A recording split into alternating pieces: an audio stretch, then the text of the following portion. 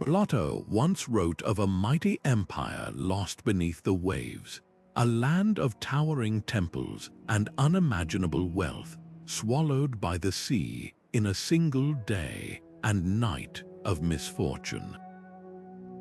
For over 2,000 years, his description of Atlantis has haunted historians, explorers, and dreamers alike. But what if this wasn't just a philosopher's allegory?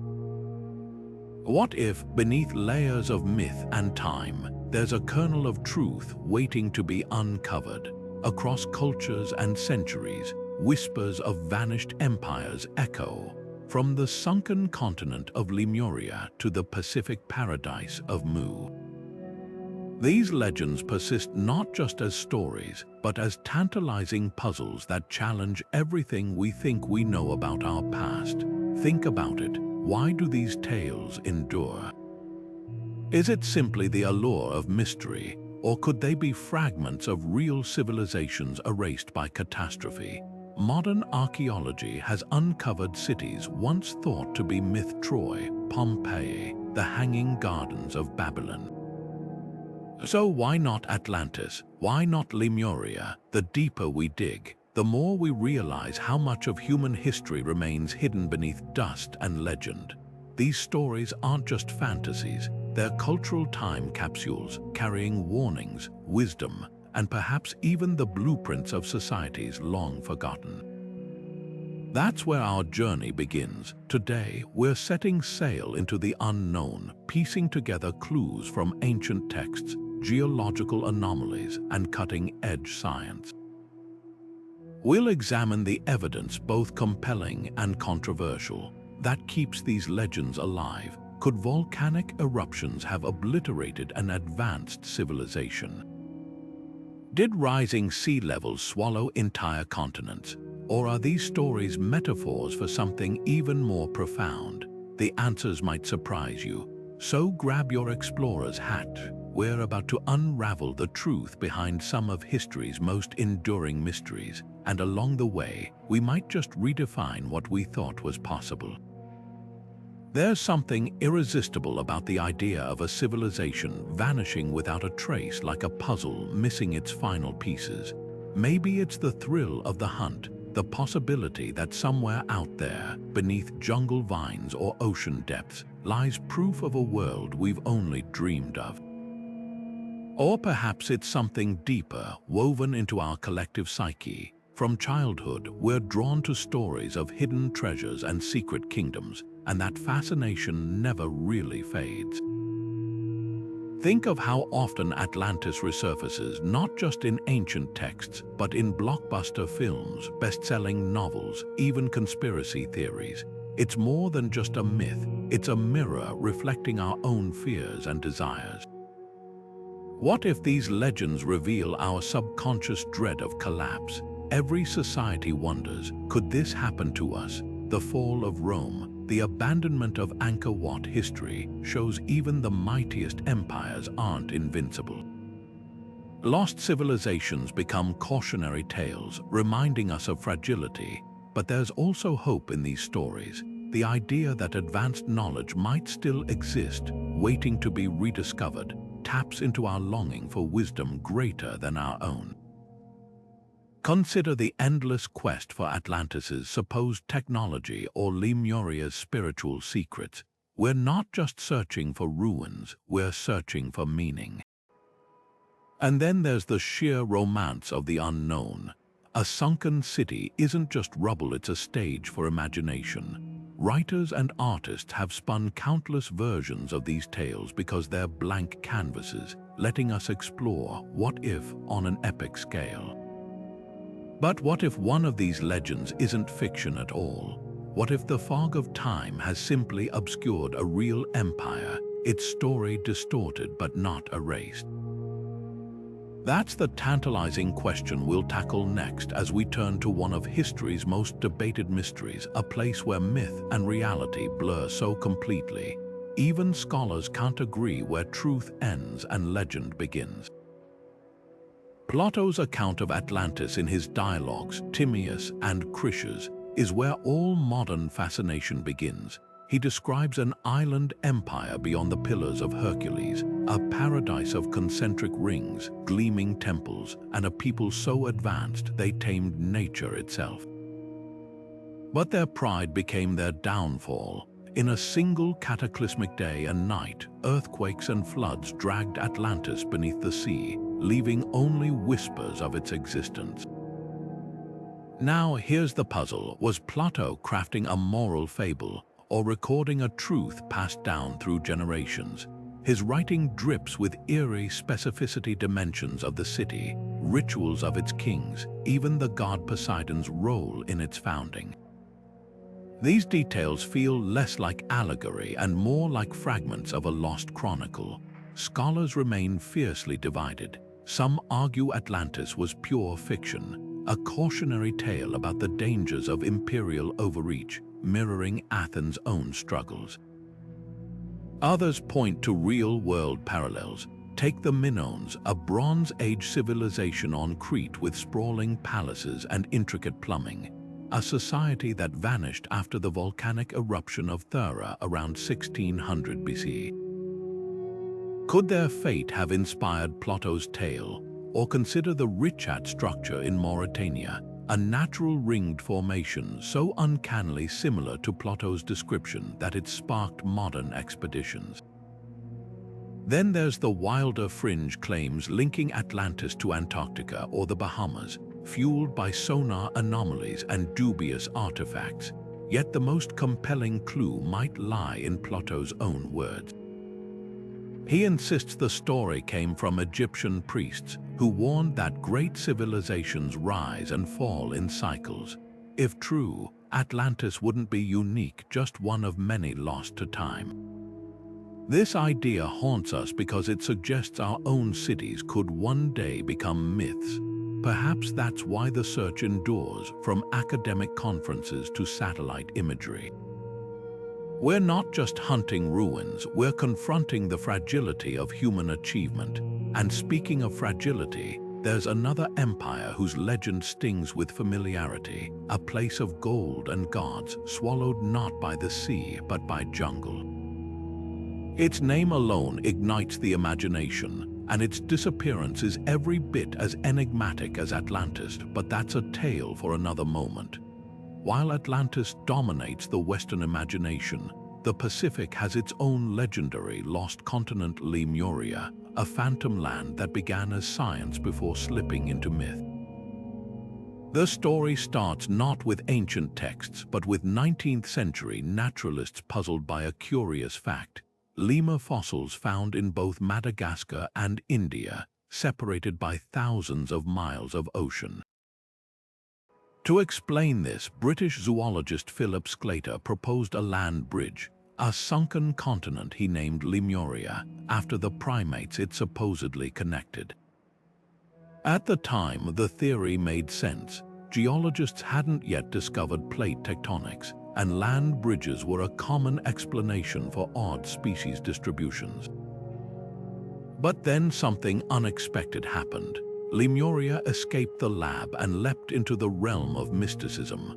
When the Theosophical Society, a spiritual movement founded in the 1870s, adopted the idea, Lemuria transformed. No longer just a landmass, it became a utopian civilization of spiritually enlightened giants, a Pacific counterpart to Atlantis. Theosophists claimed Lemurians possessed psychic powers and advanced technology, and that their downfall came from materialism, a cautionary tale echoing across time. Suddenly, a defunct geological theory had become a mirror for humanity's deepest anxieties and aspirations. Fast forward to the late 20th century, and Lemuria resurfaces, this time in underwater rock formations off Japan's Yonaguni Island. Discovered in the 1980s, these terraced structures with sharp angles and flat surfaces sparked wild speculation. Could these be the ruins of a lost civilization? Mainstream geologists remain skeptical, attributing the formations to natural erosion and tectonic activity.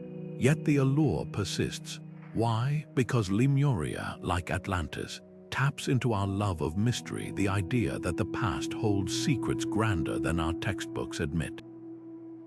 This pattern repeats across cultures. A scientific enigma evolves into legend, then fuels expeditions and wild theories.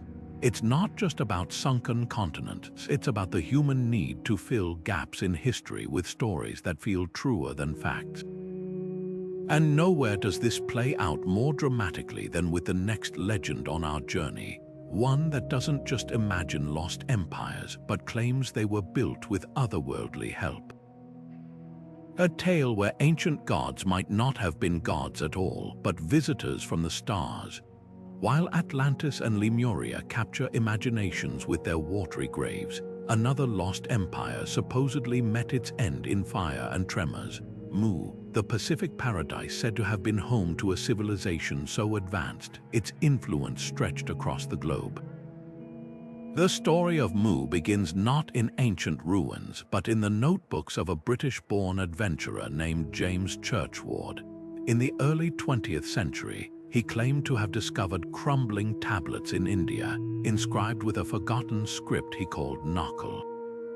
According to Churchward, these tablets told of a vast continent in the Pacific, home to 64 million people who worshipped the sun and harnessed cosmic energies.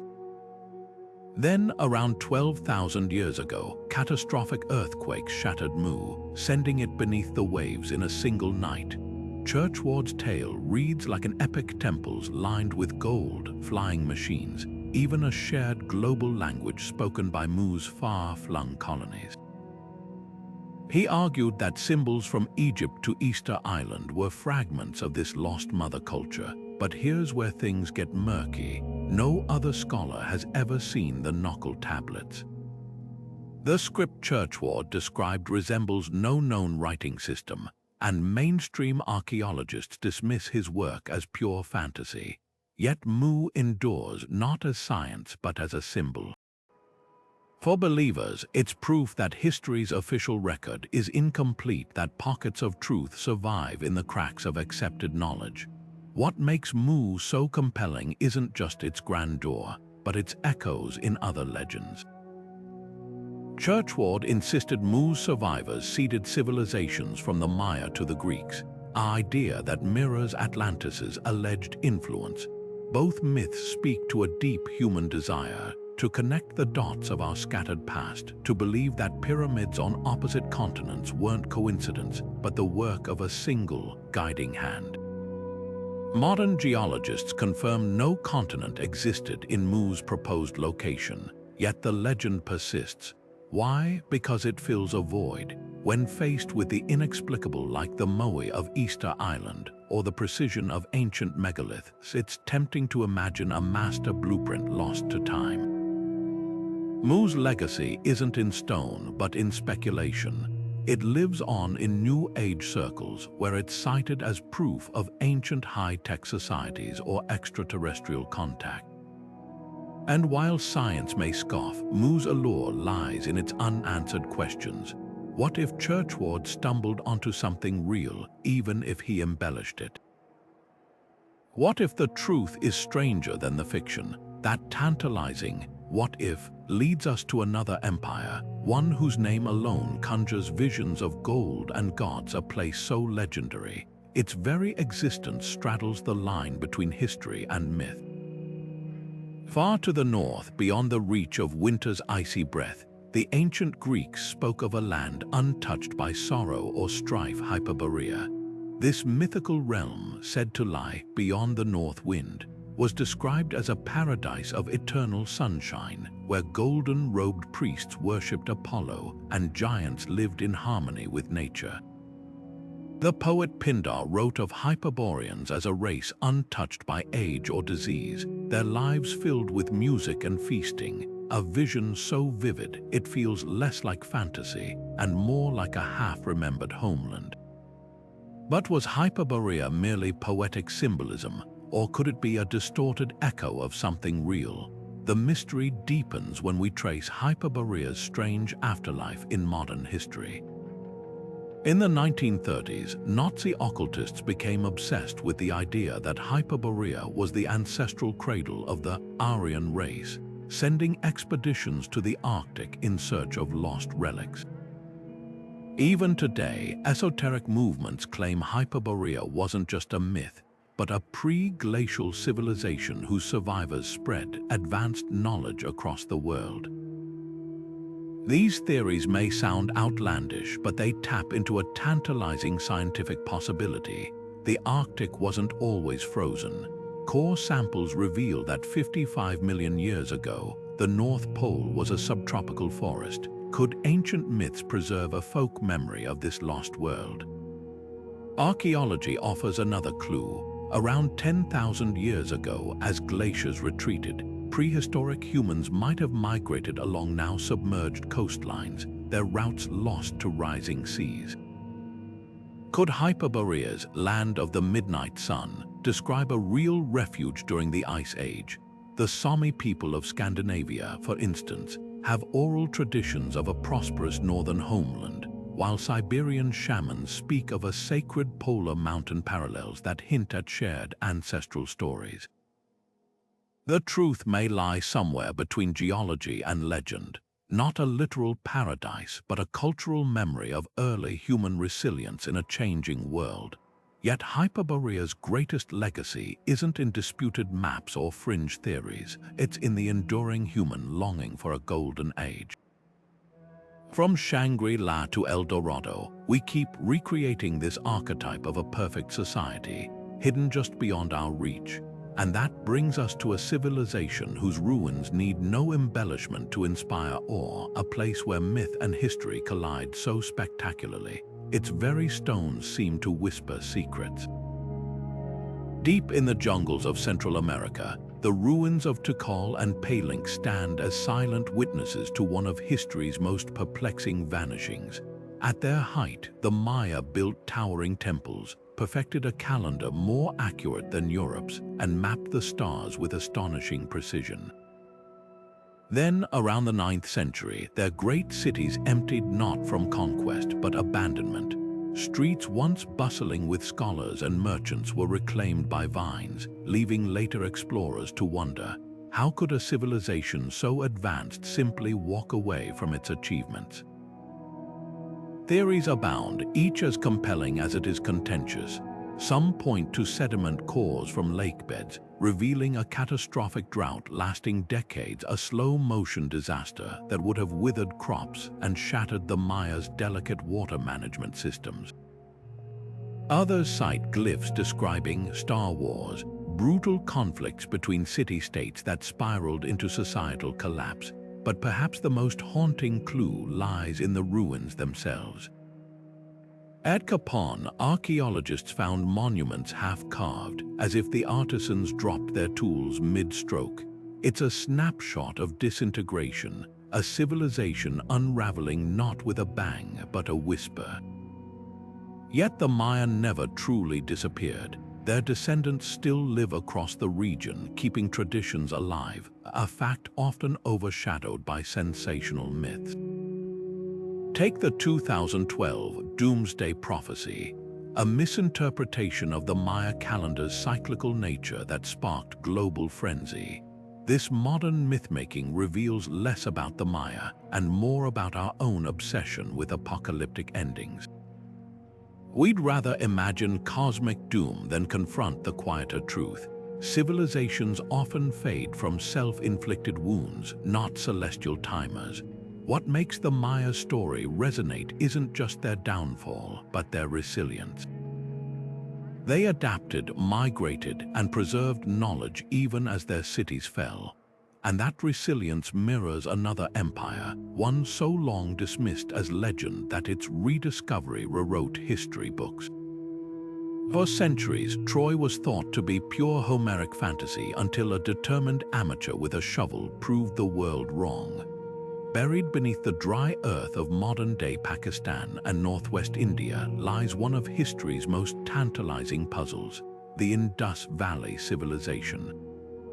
Flourishing over 4,000 years ago, its cities were marvels of planning and precision, wide, grid-patterned streets, advanced drainage systems. Public baths rivaling those of Rome millennia before Rome even existed. But what truly sets this society apart isn't just its sophistication, it's the eerie silence surrounding it. Unlike Egypt or Mesopotamia, the Indus people left behind no grand temples, no statues of warrior kings, no epic tales etched in stone, just thousands of tiny seals inscribed with a script that to this day remains stubbornly undeciphered. This absence speaks volumes. Without royal tombs or monuments to conquerors, the Indus Valley suggests something radical for its time, a society that might have prioritized equality over hierarchy. Archaeologists find no evidence of palaces or slums, just uniformly sturdy brick houses with access to clean water. Could this have been one of history's first experiments in urban egalitarianism? The idea appends our usual narrative of ancient civilizations built on the backs of oppressed laborers, but it also deepens the mystery. How did such a stable, organized culture vanish so completely? Theories weave through the ruins like the Indus' own intricate waterways. Some point to climate data showing a prolonged drought around 1900 BCE as monsoon patterns shifted and the life-giving Gagahakra River dried up.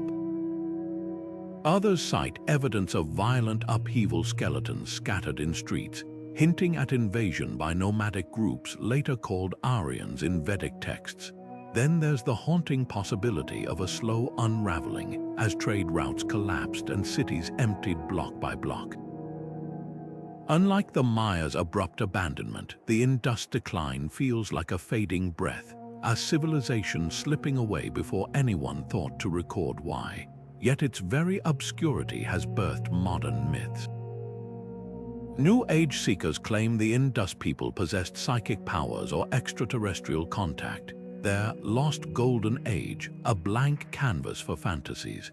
More grounded researchers, though, see something equally profound in the artifacts they left behind: standardized weights, toys crafted with care, jewelry traded from distant lands. These quiet relics suggest a society that valued fairness and connection, a vision far removed from the pyramid builders and empire forgers of textbooks.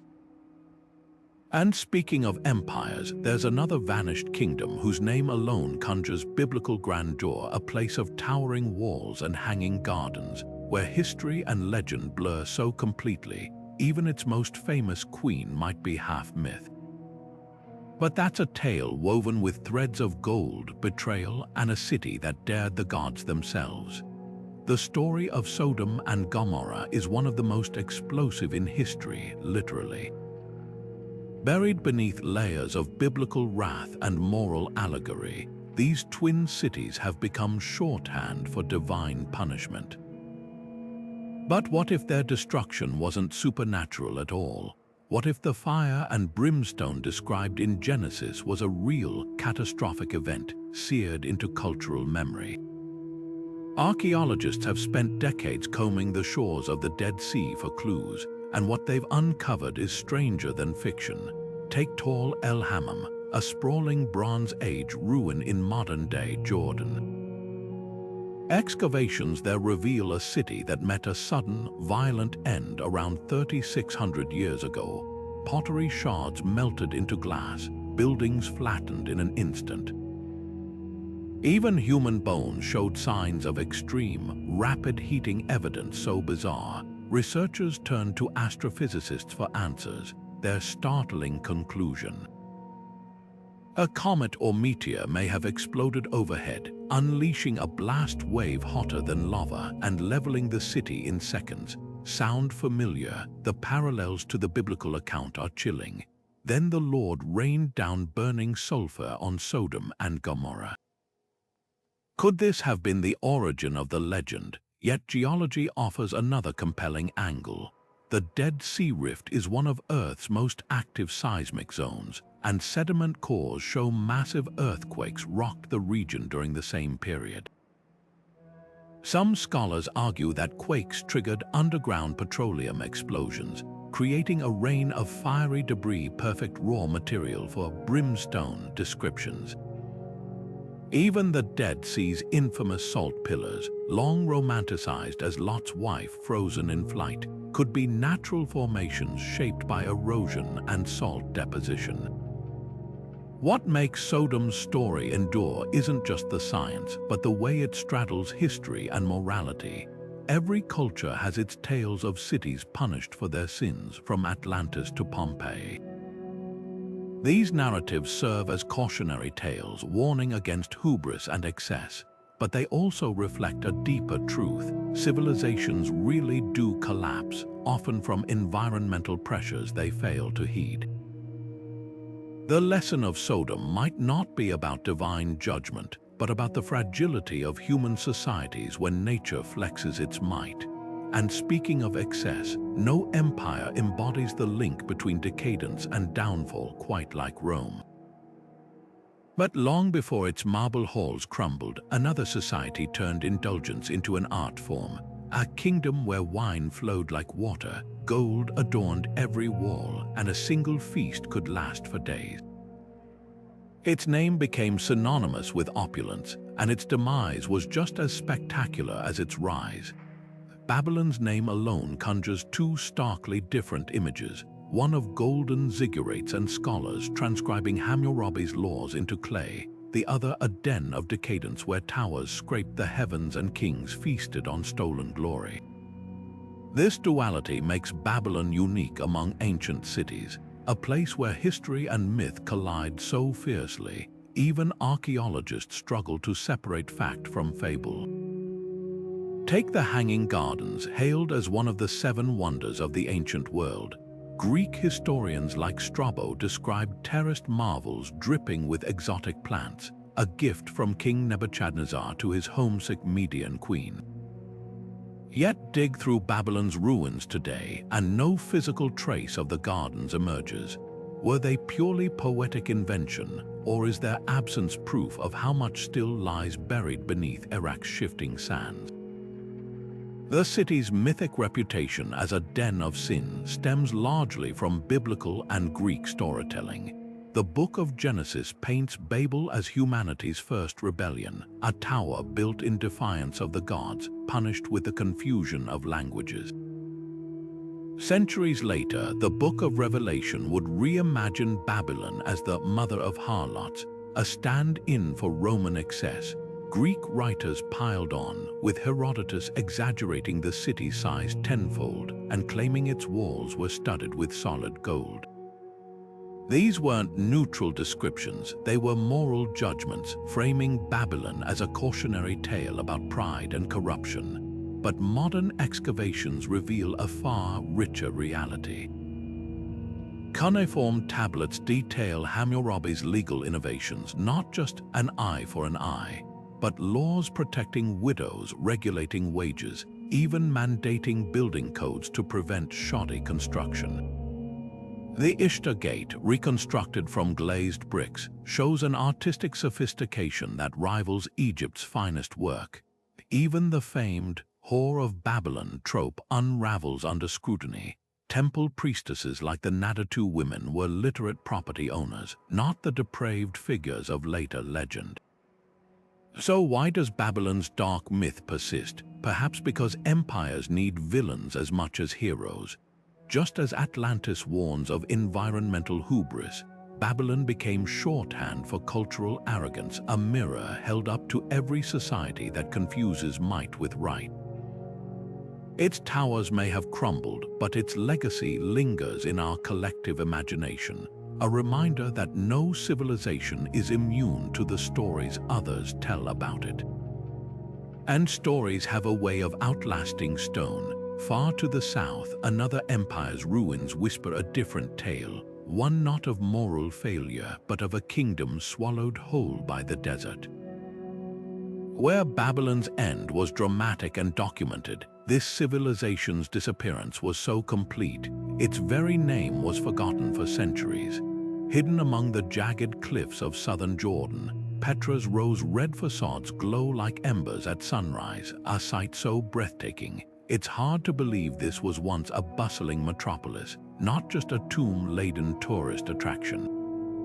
The Nabateans, a nomadic tribe turned master merchants, carved their fortune literally from the rock, transforming this arid canyon into the beating heart of a trade empire that stretched from Arabia to the Mediterranean. Picture caravans laden with frankincense and myrrh snaking through the Sikh, their goods taxed by Nabatean officials who funneled wealth into Petra's hydraulic marvels, dams, cisterns, and channels that turned desert into oasis. This wasn't just a city, it was a statement, a testament to human ingenuity in the harshest of landscapes. Yet Petra's decline is as enigmatic as its rise. Roman annexation in 106 CE brought roads and stability, but also competition. As trade routes shifted to sea lanes, Petra's lifeblood, the flow of spices and silks, dried up. Earthquakes in the 4th and 7th centuries shattered aqueducts, leaving the city vulnerable to droughts. But here's the twist: Petra never truly vanished. Bedouin tribes like the Bede Owl preserved knowledge of its location for centuries, using its caves as seasonal shelters. The myth of its discovery by Swiss explorer Johann Burckhardt in 1812 erases this continuity, framing Petra as a lost city waiting for European revelation rather than a living part of local memory. This exoticization birthed wild legends. Victorian travelers, dazzled by the treasury's Hellenistic facade, spun tales of pharaohs hiding treasure in its urns, never mind that the Nabateans built it 6 centuries after Cleopatra. Others claimed Petra was the biblical refuge of Aaron or a stronghold of the Crusaders' narratives that obscured its true identity as a multicultural hub where Arab, Greek, and Egyptian influences intertwined. Even today, popular media reduces Petra to a backdrop for treasure hunts or alien conspiracies, ignoring the mundane yet extraordinary truth: a desert people who mastered commerce, hydrology, and diplomacy, only to be undone by shifting economic tides. Petra's story mirrors another empire whose ruins became a canvas for colonial fantasy, one where jungle-choked temples and whispered tales of gold ignited a fever that reshaped history. When Spanish chroniclers described a city paved with jewels hidden deep in the Amazon, they weren't just imagining wealth. They were projecting their own hunger onto the landscape, turning indigenous stories into a justification for conquest. But that's a tale where the line between myth and greed blurs beyond recognition. The towering spires of Angkor Wat rise from the Cambodian jungle like stone sentinels, their intricate carvings whispering of an empire that once ruled much of Southeast Asia. At its height in the 12th century, the Khmer Empire was a marvel of engineering and ambition, a civilization that diverted rivers, constructed vast reservoirs called barrays, and erected temples so grand they were believed to bridge the earthly and divine. Yet today, those same temples wear veils of strangler fig roots, their courtyards silent but for the call of gibbons. How does an empire that mastered hydrology, art, and warfare simply fade into the green embrace of the forest? The answer lies not in a single cataclysm, but in a slow unraveling. Tree ring studies from Vietnam's highlands reveal a grim pattern. Decades of erratic monsoons in the 14th and 15th centuries, swinging between devastating droughts and torrential floods. For a society built on precise water management where canals fed rice paddies that fed 1 million people, this was a death by 1,000 cuts. Imagine the chaos as reservoirs ran dry, then overflowed, eroding the very foundations of Angkor's power. Add to this the strain of endless construction projects, the rise of rival kingdoms like Ayutthaya, and the shift of trade to coastal ports, and you have a perfect storm of decline. Yet the romantic image of Angkor as a lost city, discovered by French explorer Henry Mauhot in 1860, is a myth that erases centuries of local knowledge. Cambodian monks never stopped tending Tarprom's altars. Farmers living among the ruins guided early European visitors. This false narrative of discovery obscures a deeper truth. Angkor wasn't abandoned overnight but transformed. As the elite retreated south to Phnom Penh, the sprawling metropolis became a pilgrimage site, then a memory, then a legend, its stones repurposed for villages, its reservoirs still used by rice farmers today. The Khmer Empire's legacy isn't just in its ruins, but in the resilience of its people. Modern Cambodians navigate Angkor's corridors with a mix of pride and practicality, balancing tourism with preservation, myth with history. It's a reminder that civilizations don't truly vanish, they evolve, their stories retold by each generation. And sometimes, those stories drift beyond jungles and temples, carried by tides to places where land and sea blur into mystery. Which brings us to an empire whose fate is written not in crumbling stone, but in the shifting language of waves, a civilization so entwined with the ocean. Its disappearance feels less like an ending and more like a return. The island of Santorini wasn't always a postcard-perfect crescent of whitewashed villages and turquoise waters. 3,500 years ago, it was a thriving outpost of the Minoan civilization until the ground beneath it tore apart in one of history's most violent volcanic eruptions. Thur's explosion around 1600 BC was catastrophic, unleashing tsunamis that smashed into Crete's northern coast and blanketed the region in ash. But was this the disaster that inspired Plato's Atlantis? The parallels are striking, an advanced island culture obliterated by the sea in a single day and night. Even Plato's description of Atlantis's circular city mirrors Thura's caldera, now filled with Aegean waves, yet the Minoans were far more than just potential Atlantis candidates.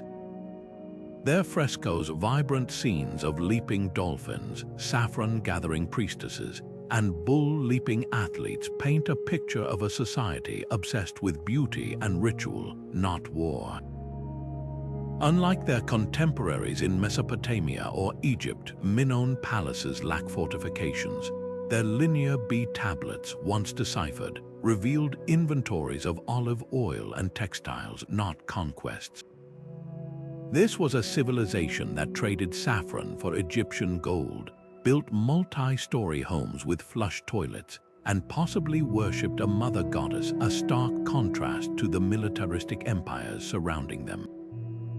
But did peace doom them? The eruption's aftermath tells a darker story. While Thura's initial blast didn't destroy Knossos, the ecological fallout did. Ash stunted crops for years, tsunamis wrecked vital ports. Weakened, the Minoans fell prey to Mycenaean invaders, their art replaced by scenes of battle. Could this two-stage collapse, natural disaster followed by conquest, have morphed into Plato's moral fable about a proud empire punished by the gods? The timing fits. Egyptian priests Plato cited as sources would have witnessed the eruption's global cooling effects, like failed Nile floods. The Minoan legacy lingers in unexpected places. Their iconic octopus motifs reappear in Phoenician art centuries later, a testament to trade networks outlasting empires. Modern Greeks still bake Minoan saffron cakes during festivals, unknowingly echoing Bronze Age recipes. And then there's the eerie resonance with another island empire, one that didn't vanish in fire but in gold. Because when Hollywood dreams of lost cities, they don't picture Thura's ruins. They imagine a name whispered with equal parts greed and wonder: El Dorado. The legend of El Dorado didn't begin as a city of gold. It started with a man. High in the Andes, the Muisca people of Colombia practiced a ritual so dazzling, it warped into myth under the hungry gaze of conquistadors. Their new king, coated in powdered gold, would paddle to the middle of Lake Guatavita on a raft laden with treasures. As the sun blazed overhead, he'd plunge into the waters, washing the gold from his skin while attendants hurled emeralds and golden figurines into the depths, a sacred offering to the gods. For the Muisca, this wasn't about wealth, it was about balance, a pact between ruler and cosmos. But when Spanish chroniclers heard fragments of the story, their minds didn't see ceremony. They saw streets paved with bullion, towers gleaming in the jungle, a prize to justify their brutal conquests. And so the Golden Man, El Dorado in Spanish, became a golden city, then an empire, then an obsession. Expeditions tore through the Amazon, leaving trails of starved corpses and burned villages. Gonzalo Pizarro's disastrous 18-month trek in 1541 ended with men eating their own boots. Walter Raleigh's doomed voyages a half-century later cost England a fortune and his son's life. Yet the more these quests failed, the grander the legend grew, shifting locations like a mirage, first in Colombia, then Venezuela, even Guyana. The irony, while Europeans wasted lives hunting a fantasy, real Muisca goldwork was being melted into coins in Spanish furnaces. Modern archaeology reveals a truth far richer than fiction. At Lake Guatavita, dredging attempts in the early 20th century yielded a handful of gold trinkets, confirming the ritual's core, but the lakebed's thick mud kept its secrets. Nearby, the Museo del Oro in Bogotá displays Muisca masterpieces, delicate golden frogs symbolizing fertility, intricate pectorals depicting shamanic transformations. These weren't crude loot, they were sacred art, a testament to a culture that valued gold's spiritual sheen over its monetary weight. Recent LiDAR surveys have even uncovered sprawling settlements in Colombia's highlands, proving the Muisca built sophisticated societies long before Europeans arrived. Yet El Dorado's ghost still haunts. You'll hear it in treasure hunters' whispers about undiscovered hoards, or conspiracy theories claiming the Spanish missed a hidden valley of gold. Its real legacy, though, isn't in lost cities, but in the human psyche. The name itself has become shorthand for any impossible quest for Silicon Valley startups chasing unicorns or miners drilling for asteroid metals. We've stopped believing in golden cities, but not in the idea that just beyond the horizon lies something that will fulfill our wildest dreams. And that same restless hunger drives another hunt today, not for gold, but for an empire whose very existence was doubted until a single man's stubborn faith unearthed it from the pages of myth. When Heinrich Schliemann picked up a trowel in 1870, he wasn't just digging for Troy. He was proving that sometimes the line between legend and history is written not in ink, but in soil. Deep in the steamy heart of the Peruvian Amazon, where the Andes give way to tangled vines and howler monkeys, a legend refuses to die. Paititi, the last secret city of the Incas. When Spanish conquistadors stormed Cusco in 1533, chroniclers wrote of Inca nobles vanishing into the jungle with golden idols strapped to their backs, fleeing down trails known only to their people. For centuries, explorers have chased whispers of a hidden citadel where these holdouts might have preserved their empire in miniature, complete with temples, terraces, and troves of gold untouched by colonial hands. The myth gained fresh life in 2001 when Italian archaeologist Mario Poglia uncovered a 17th-century Jesuit report describing a jungle kingdom called Paititi. Its streets lined with silver statues, but the document cryptically noted its exact location was protected by waterfalls and hostile tribes. Modern technology has turned speculation into serious pursuit. Satellite imagery and LiDAR scans in Peru's Madre de Dios region revealed geometric anomalies beneath the canopy, possible terraces or plazas matching Inca engineering. Ground expeditions face brutal obstacles, venomous snakes, illegal gold miners, and the remnants of the Shining Path insurgency. Yet indigenous Inca elders tell stories passed down for generations of stone houses deep in the forest, while local legends warn of a cursed city guarded by spirits. The most compelling clue might lie in linguistics. Quechua speakers in remote villages still use the term Paititi to mean House of the Jaguar, a possible metaphor for Inca resistance. But why does this particular myth captivate us when history already shows the Incas' astonishing resilience? After their empire fell, they didn't just vanish, they adapted. In Vilcabamba, a jungle stronghold held out for 36 years as a rump state, descendants of royal bloodlines survived in secret, blending Catholic rites with ancestral worship. Machu Picchu itself, rediscovered in 1911, proves how effectively the Incas could hide entire cities. Paititi endures not as historical fact, but as a symbol, a testament to indigenous defiance and the enduring hope that some histories remain unwritten by conquerors. This dance between myth and memory leads us to another enigma, one not written in gold or stone, but in symbols so cryptic they've defied translation for centuries. Long before the Incas, an empire rose along the windswept plains of the Indus Valley, leaving behind a script that still guards its secrets like a jealous god. Before Rome's eagles soared over the Mediterranean, another civilization held sway over the Italian peninsula, the Etruscans.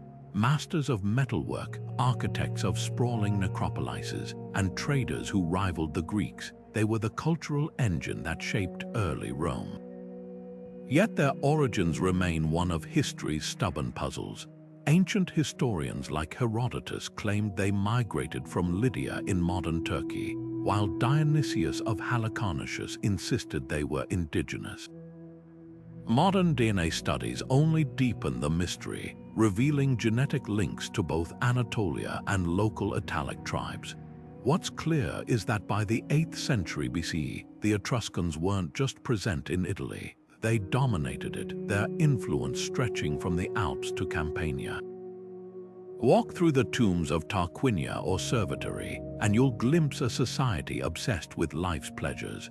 Frescoes show banquets with reclining couples, their skin painted in vibrant ochres, while musicians play lyres and servants pour wine.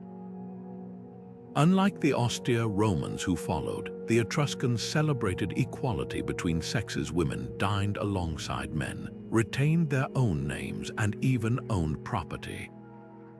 Their language, however, refuses to give up its secrets. Though written in a script borrowed from Greek, the words themselves belong to no known language family. Thousands of inscriptions survive, from temple dedications to clay tablets, but without a bilingual Rosetta Stone, their meaning remains just out of reach. Imagine an entire library where you can recognize the alphabet but not a single sentence. Why, then, don't we mythologize the Etruscans like Atlantis or El Dorado? Perhaps because their end lacked cataclysm. Rome didn't destroy them, it absorbed them. Over centuries, Etruscan nobles married into Roman families, their gods merged with the Latin pantheon, and their engineering prowess built Rome's first sewers and temples. By Julius Caesar's time, Etruscan was a dead language, but its echoes lingered in Roman rituals, from liver divination to triumphal processions. Their fate wasn't disappearance, but assimilation, a slow fade into history's background. Yet one Etruscan prophecy might have outlasted them all.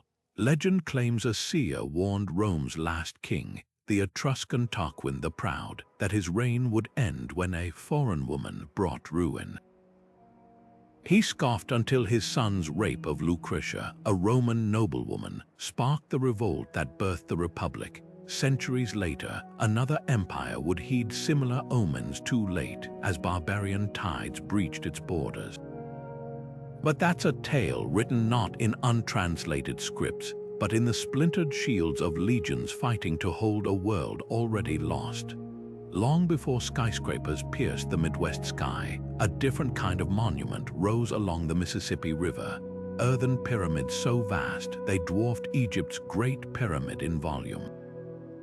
At its peak around 1100 CE, Cahokia was the largest city north of Mexico, home to 20,000 people, a bustling hub of trade, astronomy, and ceremony.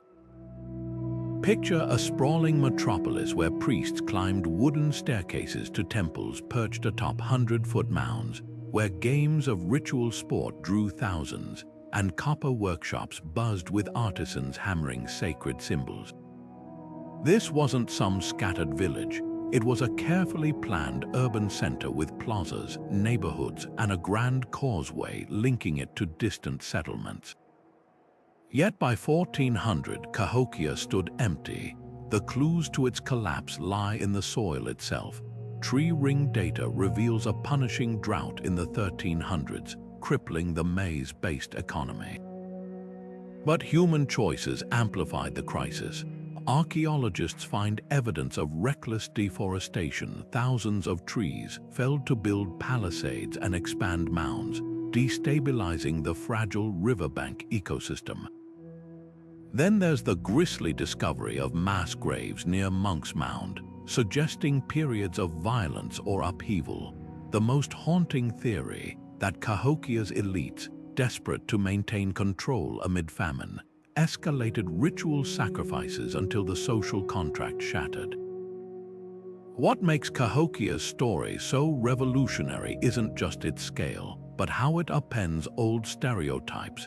19th century scholars dismissed mound builders as nomadic savages, incapable of complex society, a myth used to justify displacing native nations. But Cahokia proves sophisticated urban life flourished here centuries before Columbus. Its engineers aligned mounds with celestial events like the solstice, while traders imported seashells from the Gulf and copper from the Great Lakes.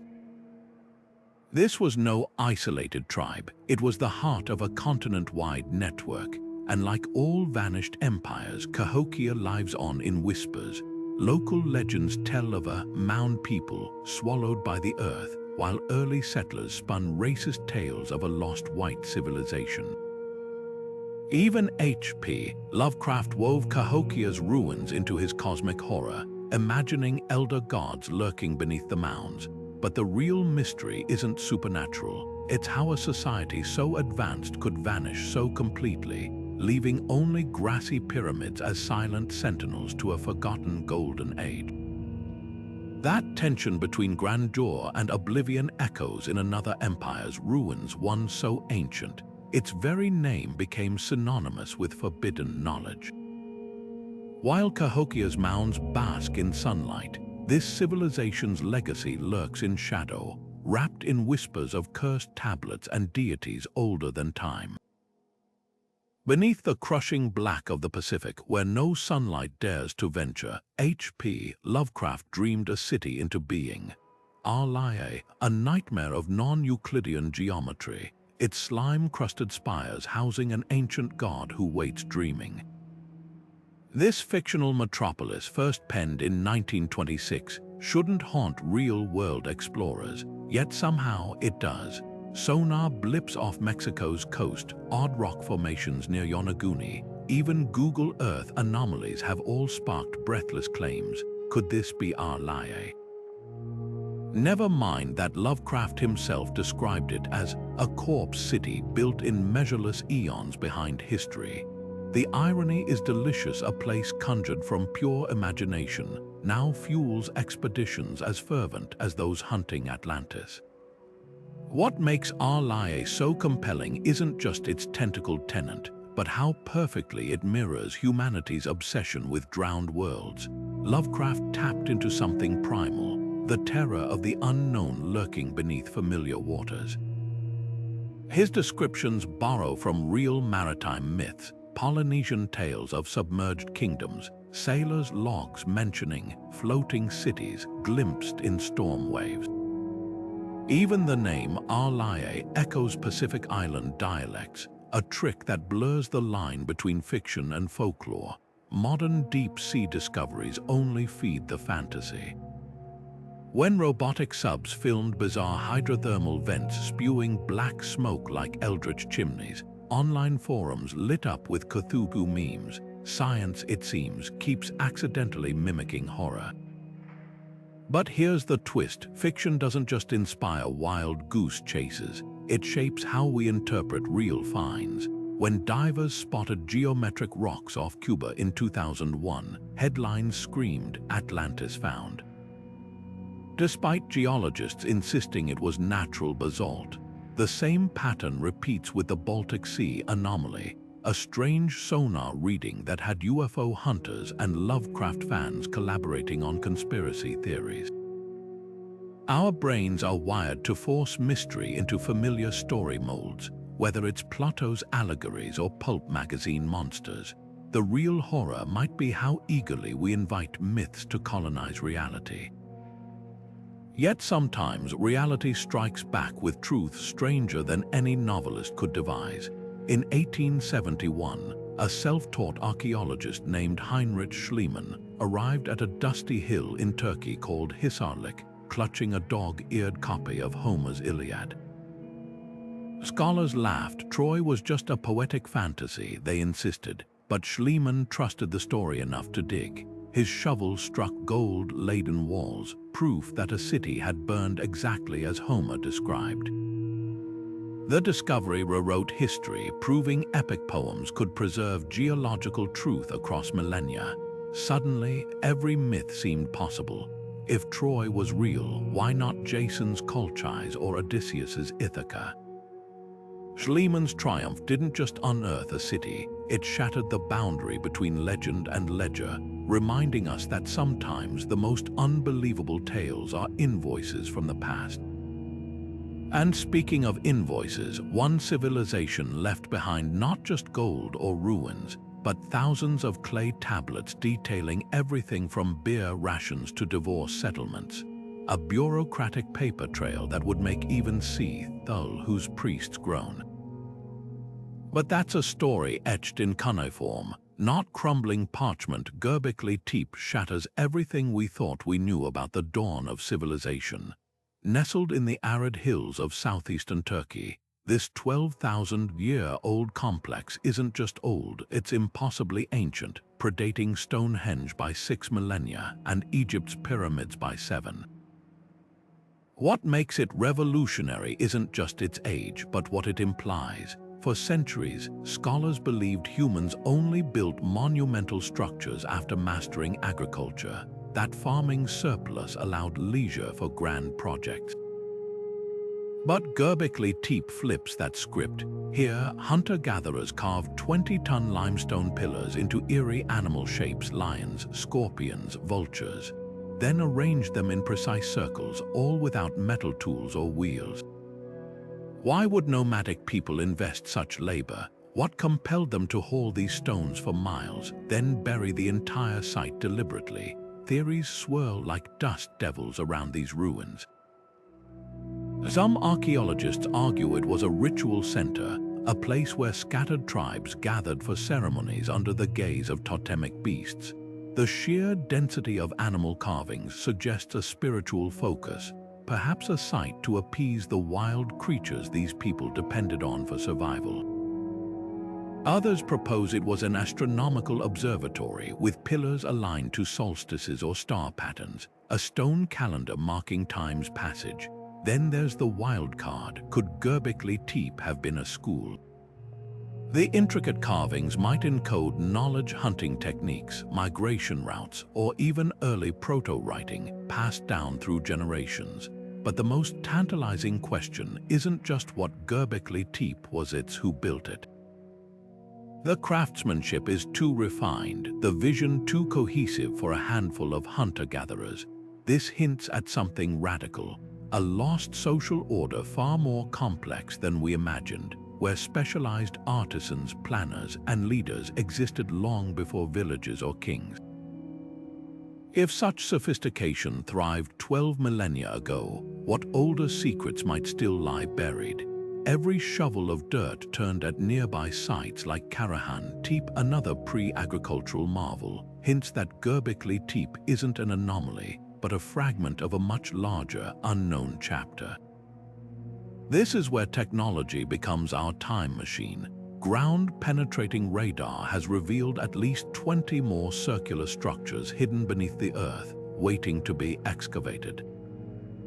LiDAR surveys in nearby valleys show unnatural mounds that could rewrite regional history. Even AI now deciphers ancient symbols, spotting patterns human eyes might miss. Each tool peels back another layer of the mystery, proving that the past isn't static. It's a puzzle constantly reshaped by new discoveries. And if hunter-gatherers could organize such grandeur, what other empires might have risen and fallen without leaving a trace? The Earth keeps its secrets well, but not forever. Perhaps the greatest lesson of Göbekli Tepe isn't about the past, but the future. It reminds us that history is a story we're still writing, where every dig site can overturn dogma. As satellites scan deserts and algorithms reconstruct eroded inscriptions, we stand on the brink of revelations that could make today's textbooks look as quaint as medieval maps. The next lost empire might not be buried in sand. It could be hiding in plain sight, disguised as a hill or drowned beneath familiar waters, waiting for the right tool, the right eye, to bring it back into the light. Satellite archaeology has revolutionized how we uncover lost civilizations, peeling back layers of jungle and sand without lifting a shovel.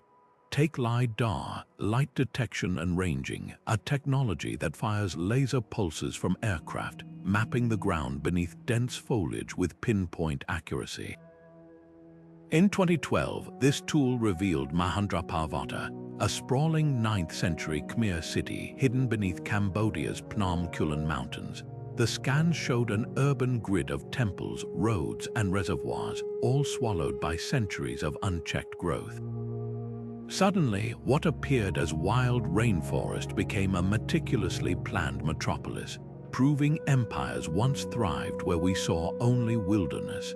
But with every discovery comes controversy. Should we excavate these sites or leave them undisturbed? Indigenous groups often view such places as sacred, final resting places for ancestors. In Belize, LiDAR uncovered thousands of Maya structures, but local communities voiced concerns about tourism disrupting spiritual balance. Then there's the darker side: looters using public LiDAR data to target unguarded ruins. The ethical tightrope wobbles. Do we prioritize knowledge or preservation? Some archaeologists now advocate for digital digs, creating 3D models of sites while leaving physical remains untouched. Climate change adds urgency to these debates. Rising temperatures and extreme weather threaten ruins faster than we can document them. In Peru, melting glaciers expose Inca artifacts only for torrential rains to wash them away. Coastal sites like Egypt's Alexandria face double jeopardy: saltwater corrosion and rising seas. Even frozen tombs in Siberia, once preserved by permafrost, now decay as the ground thaws. The race isn't just to find lost empires anymore, it's to save them before they vanish twice. This collision of technology and time forces a humbling realization. The Earth holds countless stories still unread, but our window to recover them is closing fast. As satellites unveil hidden cities, we're left to wonder what other civilizations lie just beyond the reach of our lasers, waiting for their final chapter to be written by wind, water, or human hands. Off the coast of Egypt, where the Mediterranean glitters under the sun, a silent city sleeps beneath the waves. Thonis Heracleion wasn't just a port, it was a grand intersection of cultures, where Greek merchants haggled beside Egyptian temples, and colossal statues of pharaohs guarded bustling harbors. Then, around the 8th century, the earth trembled, the sea surged, and the city sank into the soft clay of the Nile Delta, preserved like a time capsule in watery darkness. When marine archaeologists rediscovered it in the early 2000s, they found intact steels inscribed in both hieroglyphs and Greek, golden amulets scattered like fallen stars, and the ruins of a temple where Cleopatra herself may have walked. This wasn't some mythical Atlantis, it was a real, thriving metropolis, swallowed whole by natural forces we're only beginning to understand. Across the world, in the Gulf of Cambay, another drowned city whispers from the depths. Ancient Hindu texts describe Dwarka, a kingdom of gold and marble ruled by the god Krishna, its towers so radiant they rivaled the sun. For centuries, scholars dismissed it as pure myth until underwater surveys in the 1990s revealed massive stone structures, pottery shards dating back 9,000 years, and even what appeared to be a river channel matching descriptions in the Mahabharata. The implications are staggering. Could this be evidence of a sophisticated society thriving during the last ice age, when sea levels were hundreds of feet lower? The debate rages, but one thing is clear: the ocean hides far more than shipwrecks.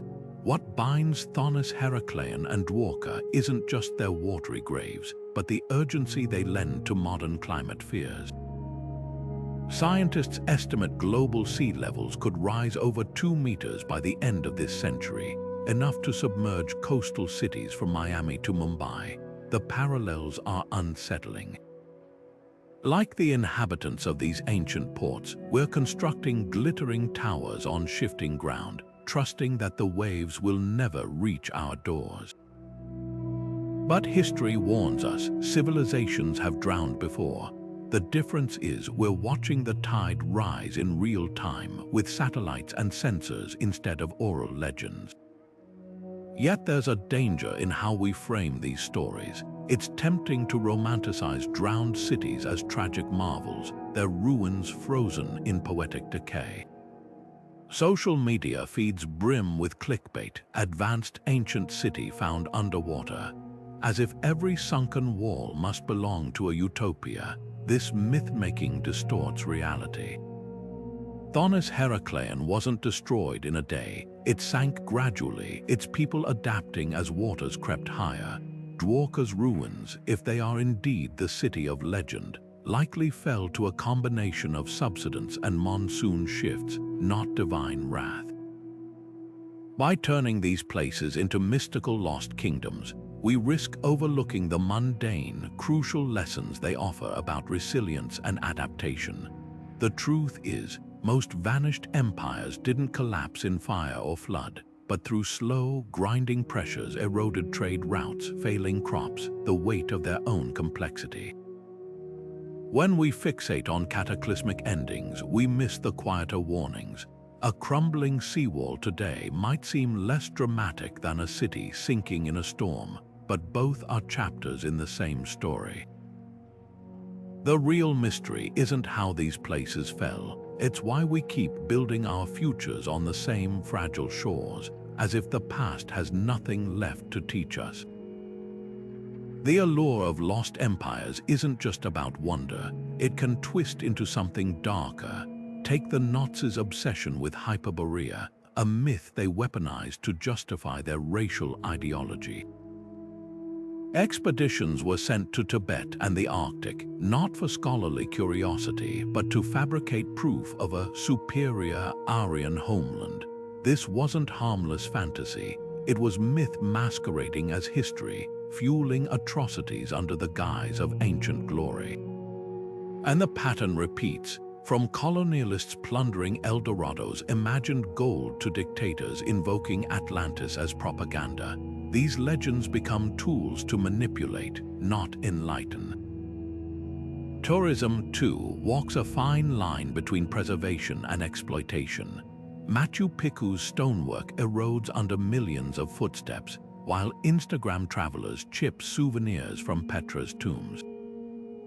Local communities often watch helplessly as sacred sites turn into selfie backdrops, their cultural heritage reduced to a photo op. The irony stings. The very stories meant to celebrate these civilizations can hasten their physical demise. Even well-meaning enthusiasts sometimes treat ruins like theme parks, oblivious to the fragile ecosystems, both natural and cultural. they disrupt, yet the deeper danger lies in blurring myth and fact. When conspiracy theorists claim advanced ancient technology built the pyramids or aliens designed Angkor Wat, they strip real achievements from the people who crafted them. These narratives often carry a subtle, toxic undertone that indigenous or non-Western societies couldn't possibly have created such marvels alone. It's a modern form of erasure, replacing human ingenuity with sensationalist fiction. So how do we engage with these stories responsibly? Start by honoring the line between legend and evidence.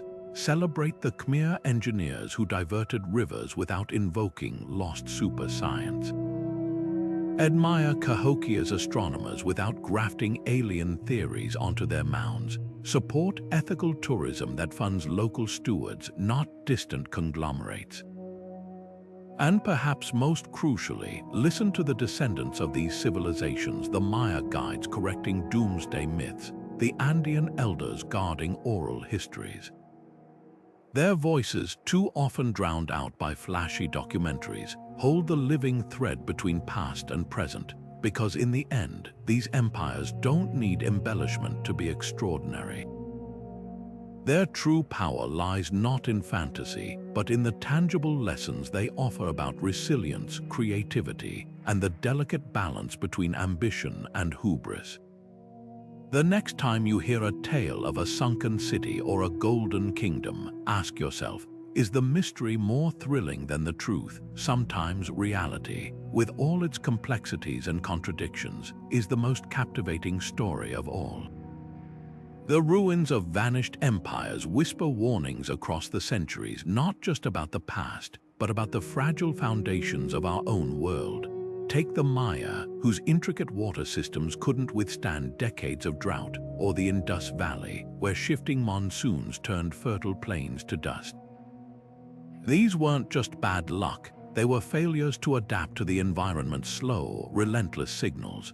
Today, we face eerily similar pressures: rising seas lapping at megacities, wildfires chewing through suburbs, yet we keep building in floodplains and draining aquifers as if the rules don't apply to us.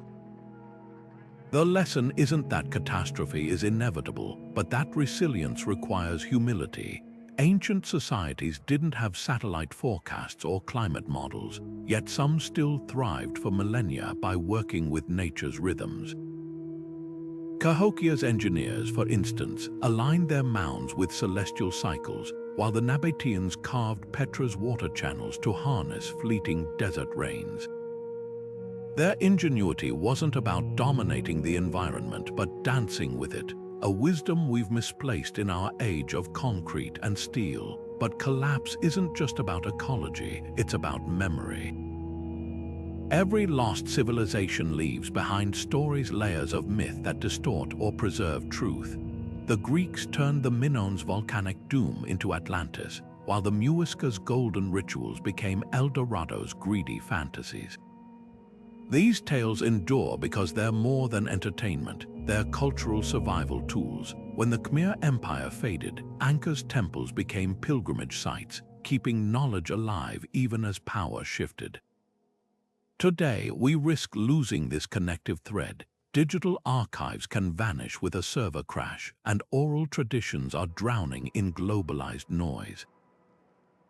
The Maya's descendants still grind corn using ancestral techniques, but how many corporate handbooks preserve lessons from the 2008 financial crash?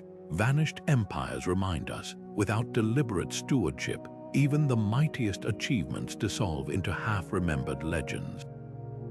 Yet within these stories lies a counterpoint, not just ruin, but reinvention. The Etruscans didn't disappear, their blood and beliefs flowed into Rome. The people of Cahokia likely migrated to join other Mississippian towns, carrying their astronomy and art with them. Resilience isn't about avoiding collapse, but navigating it. Modern examples abound: Japan's disaster culture, where children drill for tsunamis in schools built on stilts, or Denmark's wind-powered islands designed to outlast fossil fuels. These aren't futuristic fantasies, they're applications of ancient wisdom, the understanding that survival isn't a straight line, but a series of adaptations. So what do these echoes from the past ask of us? Not to romanticize ruins or dread impending doom, but to see vanished empires as mirrors. When we walk through Petra's canyon or stare at Göbekli Tepe's pillars, we're not just tourists or scholars, we're participants in the same experiment. Every society believes it's the exception, that its towers will never fall. But the stones tell a different story. Civilizations don't end with a bang or a whimper, but with a series of choices, some brave, some blinkered, that ripple farther than any one lifetime. The real treasure hidden in these lost cities isn't gold or alien technology.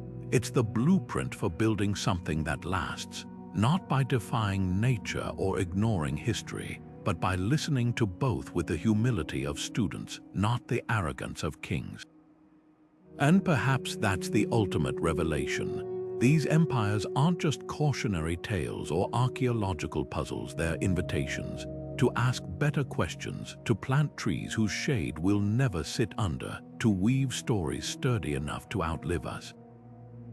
Because the next chapter of human history hasn't been written yet, and unlike the Maya or the Khmer, we have something they didn't, the gift of their hindsight, etched in every fallen stone and buried tablet, waiting for us to read it. The line between legend and history has always been as thin as an archaeologist's trowel, one careful scrape away from revealing truth beneath layers of myth. Vanished empires like Atlantis or El Dorado teach us something profound. They aren't just stories of collapse, but mirrors reflecting humanity's dual nature. Our fragility is etched into every crumbling wall and drowned city, reminders that even the mightiest civilizations can vanish. Yet our creativity shines just as brightly in Gerbeckly Tepe's towering pillars, Cahokia's celestial mounds, or Petra's desert-defying aqueducts. These weren't just feats of engineering, they were acts of audacity, proof that we've always reached for the impossible. What makes these lost worlds endure isn't just their physical remnants, but what they symbolize. Atlantis isn't merely a sunken city, it's a warning about hubris. The Indus Valley's silent streets aren't just ruins, they're testaments to equality's fleeting promise. Even Paititi, the jungle-shrouded Inca refuge, isn't just about gold, it's about resistance, the refusal to let a culture be erased.